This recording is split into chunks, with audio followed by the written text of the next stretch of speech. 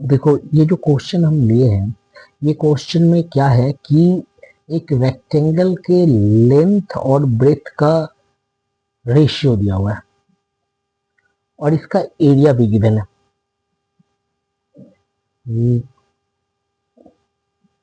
और इसके हेल्प से इसका पेरीमीटर निकालना है। इसी क्वेश्चन में नीचे दिया गया है कि इसका लेंथ और ब्रेथ भी निकालें। जब भी पेरीमीटर निकालना होगा उसके लिए हमको लेंथ और ब्रेथ चाहिए ही। तो बी वाला जो पार्ट है इस क्वेश्चन में हम पहले करेंगे। इसमें एक ड्राइंग किए, प्लॉट को ड्राइंग किए, लेंथ को 5x माना और विड्थ को 4x माना। उसके बाद ऑफ द रेक्टेंगल होता है लेंथ इंटू ब्रेथ, जिसका वैल्यू पुटअप किया 5x into 4x is equal to 225 metre square. Solve किए तो 20x square is equal to 225, x square is equal to 225 by 20। क्यों? क्योंकि 20 यहाँ पर एक्स स्क्वायर से गुना हुआ है, तो जब बराबर की इस तरफ जाएगा तो 20 यहाँ डिवाइड हो जाएगा 225 में। तो एक्स स्क्वायर का वैल्यू आ गया 11.25। जब x का वैल्यू निकालेंगे तो वो 11.25 का रूट होगा।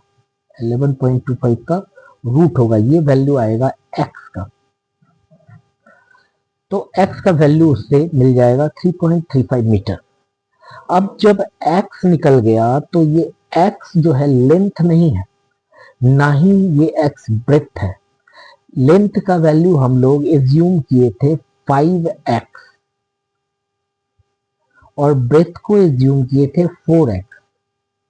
तो 5 इंटू एक्स का वैल्यू जो हम लोग निकाले हैं उसमें रख देंगे, उसी तरीके से 4 इंटू जो एक्स का वैल्यू है यहाँ पे पुटअप कर देंगे तो हमको कॉरस्पॉन्डिंग लेंथ और ब्रेथ निकल जाएगा।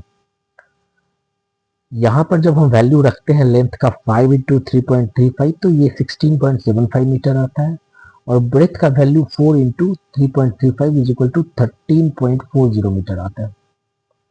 अब पेरीमीटर का फॉर्मूला होता है 2 इंटू लेंथ प्लस ब्रेथ। जब इस पर वैल्यू पुट करते हैं लेंथ और ब्रेथ का तो ये आ जाता है 60.30 मीटर, जो आंसर है पेरीमीटर का।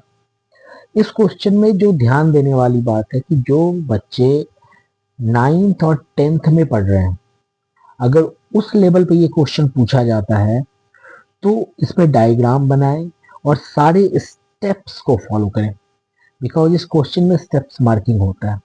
लेकिन अगर यही क्वेश्चन सीजीएल या रेलवे में आता है तो आपको स्टेप्स डायग्राम का कोई ज़रूरत नहीं है, आप डायरेक्ट यहाँ से स्टार्ट करें। 5x into 4x is equal to 225 metre square and solve करके आंसर फाइंड आउट करें। Thank you.